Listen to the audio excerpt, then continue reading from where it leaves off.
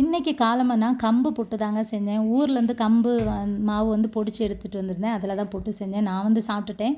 இது வந்து என் பையனுக்கு நல்லா வாழைப்பழம் வச்சு பிசைஞ்சு குட்டி குட்டியாக உருண்டை பிடிச்சி கொடுத்தா உட்காந்து சாப்பிடுவான். எங்கள் வீடை பார்த்தீங்களா எப்படி வச்சுருங்கன்னா, அவன் கடை வச்சுருக்கிறான் வியாபாரத்துக்கு. அதுக்கப்புறம் துணி துவைக்கிறது சோப்பு வாங்க போகலான்னா கையில் 2 கையிலையும் ஒன்று இடுக்கிட்டு வரான் பாருங்கள். அப்புறம் இது அவன் பாப்பா குட்டியாமா நான் வச்சுருக்கேன்மா அவனு கை வலிக்குதாமா அதனால் என்கிட்ட தந்துருக்குறான். தட்டி தூங்க வைங்கன்னு வேற சொன்னாங்க. அப்புறம் பார்த்தா வர வழியிலே வந்து ஒரு அம்மா கீரை விற்றுட்டு வந்தாங்க. இந்த கீரை வந்து கட்டு 30 ரூபான்னு சொன்னாங்க. ஆனால் 20 ரூபா தான். அவங்க கொண்டு அங்கங்கே நடக்கிறாங்க பார்த்தீங்களா, அதனால் வந்து பேரம் பேசாமல் 30 ரூபாய்க்கு வாங்கிட்டு வந்துடுறது. அவங்கள்ட்ட நான் வந்து பதிவாக வாங்குவேன். சம்டைமில் நமக்கு வீட்டு பக்கத்திலே வந்தே தந்துடுவாங்க.